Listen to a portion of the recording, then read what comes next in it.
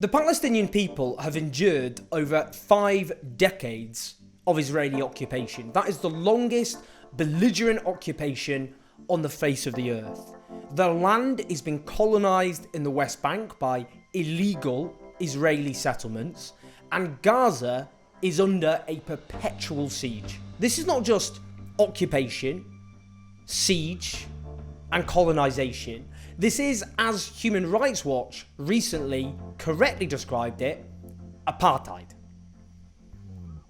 Now, in Israel proper, Palestinians are treated as third-class citizens, if that, a position which was formalised under the recent so-called nation-state law. Since 2000, over 10,000 Palestinian civilians have been killed by the Israeli state. That's nearly 8 times the number of Israelis who've been killed in all of this. In the recent Israeli onslaught against Gaza, 256 Palestinians were killed, 66 of them children. While this conversation is dominated by 4 words, Israel's right to exist, Palestine has no right whatsoever to exist as an independent nation. Its right, one of the most fundamental rights there is, for national self-determination, is comprehensively and brutally denied.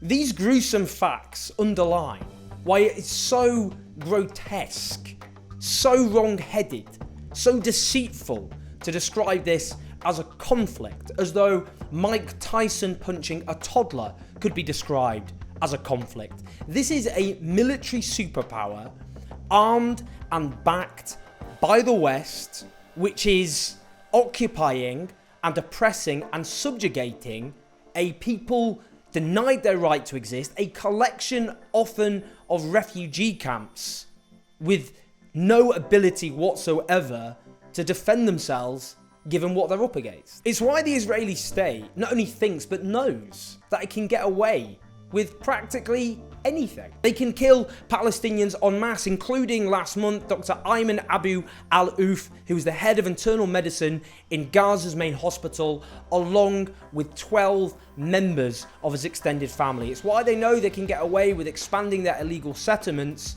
and increasingly openly talking about how they will deny the right of any Palestinian state to ever exist. This brings me to 3 letters, which you may have heard thrown around. BDS. Boycott, Divestment and Sanctions. What does that mean? It means boycott of an apartheid regime, from sport to culture. It means divestment, to get banks, to local councils and other organisations to divest, withdraw investments from Israel.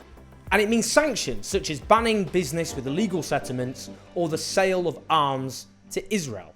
What's the aim of all of this? It's to end the Israeli occupation, it's to end the settlements, it's to end apartheid, it's to give Palestinian citizens within Israel full equality, and it's to give the right of refugees to return to their homes in accordance with international law. Now, I want to explain my own thinking about this, because if you're unsure, as many people who are naturally sympathetic to the Palestinian cause, it might inform your thinking as well. Now, I've always tried to use my platform to support the Palestinian cause, whether that be on national television, in my columns, on social media, in videos, at rallies. I've defended in print boycotts against illegal Israeli settlements, produce from them, and attempts by governments to suppress those boycotts using the law. But a few years ago, I gave a pretty garbled answer to a question in an interview about BDS. I said I'd never been involved in BDS as a campaign, which I haven't, and it got mixed up with a broader response about my fear about Jewish citizens within Western countries being targeted. Now, given the gravity of the situation facing the Palestinian people, I feel it is incumbent on anyone with a platform. Anyone with a platform has a responsibility to speak out and clarify their position. And that's what I'm doing. I'm clarifying my own position on boycott, divestment and sanctions, not because I'm particularly interesting or important, but because I do think we do need to encourage people to speak out, and that includes answering doubts or questions that I myself had. First off, why Israel? when there are so many other countries on earth who are responsible for oppression and heinous acts. I mean, North Korea is not exactly a bundle of laughs, is it? Now, this is whataboutery at its finest. The idea that no injustice can be overcome until all injustices simultaneously are overcome at the same time. But the point is this: unlike, say, North Korea, Israel is backed and armed to the teeth by Western governments. According to the campaign against the arms trade, the US, which is of course the global hegemon, delivered $5 billion worth of arms to Israel between 2013 and 2017 alone. And since 2015, our country, Britain, has sent over £400 million worth of arms. We are directly complicit in all of the crimes that are committed by the Israeli state. Our weapons are used to prop up that occupation and apartheid. And we are responsible for what our government does in our own name, and we have the power to pressure our own governments, because if they cease this support for Israel's occupation and apartheid, then that occupation and apartheid becomes instantly unsustainable. Okay then, what about other Western-backed states which commit heinous acts of oppression? Saudi Arabia being one. Of course, we on the left are well known for our lack of speaking out about Saudi Arabia, our tacit support for Saudi Arabia. Of course, that's ridiculous. We're almost the only ones who loudly speak out against the crimes committed by the Saudi allies of our government. And we demand consistently an end to all arms to the Saudi regime. Like others on the left, I've done my best to expose Saudi crimes. I've done countless articles. I've done a documentary about the British-backed Saudi onslaught against Yemen, including going to a Yemeni refugee camp. Yemen being the worst humanitarian crisis on earth as a direct result of what the Saudi regime, with our support and our weapons, has done to that country. And of course, we should be consistent in our opposition to Western-backed military onslaughts and vicious forms of oppression. Another example, Turkey, which is a NATO member, and its horrendous, vicious onslaught against the Kurdish people and their right to national self-determination. There are a few points here though. I mean, take the campaign against apartheid South Africa, the campaign to impose sanctions against apartheid South Africa. I mean, of course, on the African continent at the time, apartheid South Africa wasn't the only vicious regime. There were several other dictatorships all over Africa.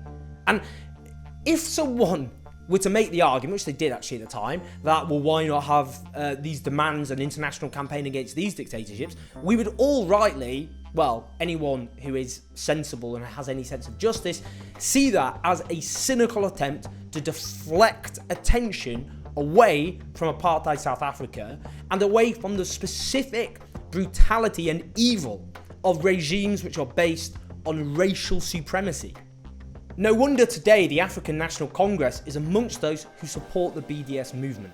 There is another key point as well, and that is BDS is the demand of Palestinian civil society. If another oppressed people ask us to do the same as regards their own situation, then of course we should comply. We should always listen to what oppressed peoples ask us to do in active solidarity to further their demands for justice and emancipation. Also, Britain does impose sanctions against lots of different regimes. North Korea, Russia, Syria, I could go on, there's a long list. Why should Israel be an exception? Here's why it's also important. If Palestinians use armed resistance, then they are denounced vociferously, but BDS is a peaceful alternative to armed resistance, and yet that's also denounced. So what possible mechanism are the Palestinians supposed to have that could ever be effective in overcoming their huge oppression, which is backed overwhelmingly by Western countries who are responsible, in part, for what the Palestinians are going through? The truth is, it's clearly increasingly the case that it's the only possible mechanism to end this occupation. Western citizens using their collective power to force their governments to stop propping up the occupation and apartheid. Now, Benjamin Netanyahu and others have denounced BDS as inherently anti-Semitic. Now, it's striking that Netanyahu allied with Orban's anti-Semitic regime in Hungary and yet can just say BDS as a whole is anti-Semitic. And our response should be twofold. Firstly, that claim is false. But secondly, to speak out loudly, because it is incumbent on us, as those who support Palestinian justice and emancipation, to speak out passionately against anti-Semitism, including against those who are anti-Semites, who cynically and opportunistically seize upon the Palestinian cause, not because they are opposed to injustice, but because they have the 2 millennia old hatred against the Jewish people. And we have to speak out against those people because it's the right thing to do, and because it will reassure many Jewish people who themselves support an end to the occupation and to apartheid. We have to engage, and emotional intelligence in all of this is so critical, with the fact that there are many Jews all over the world who see Israel as a potential, always existing sanctuary, precisely because they've gone through 2,000 years of persecution, blood libel, expulsions, pogroms, murder, culminating within living memory at the attempt to exterminate the entire Jewish people by industrialized means, which succeeded in killing 2/3 of Jewish people in Europe. And we have to engage with that, because there will never ever be a lasting and secure peace unless Jewish people, wherever they live, feel that that solution will protect them and offer them security and peace. Anti-Semitism is rising across the West, and we do have a responsibility and a duty to combine our support for the Palestinian people, and of course demarcation is very important. The Israeli state and the Jewish people are not one and the same. We have to make Jewish people feel safe and secure wherever they are. Now, there are those who say this is simply a plot to destroy Israel, but the real aim of all of this should be a lasting and secure peace for Jews and for Arabs alike. That's the only way all of this can finally end. That means either a 2-state solution with a genuinely viable independent Palestinian state, so not, for example, a Bantustan as South Africa under apartheid created, so-called black homelands, which were not real nations, but a genuinely secure Palestinian state that can live alongside Israel. Or, if Israel continues its expansionist project, including stealing Palestinian land and building illegal settlements all over them, then there will be no choice but to argue for a 1-state solution with equal civil rights for Jews and for Palestinians alike. But whatever happens, it's about lasting security and peace for all. Now, we can win this fight. The polling shows that Israel is losing the battle for hearts and minds all over the West. But, and there is a big but, we're running out of time, because increasingly prominent Israeli figures are more and more emboldened, talking about how they will never, ever, ever, ever allow a Palestinian state of their own. Now, in Western countries, the lack of interest or humanity towards Palestinians should be called out for what it is, and it is racism. It's simply the fact that many people, including those in power, do not regard Palestinians as equal human beings to their own, because if they did, they would never accept or tolerate the sort of suffering that is collectively imposed on the Palestinian people. There are no options left. The only hope for the Palestinian people is not simply their struggle, their just struggle for emancipation, for a state of their own, but for those of us in countries whose governments prop up the apartheid and the occupation that they endure to use our collective power.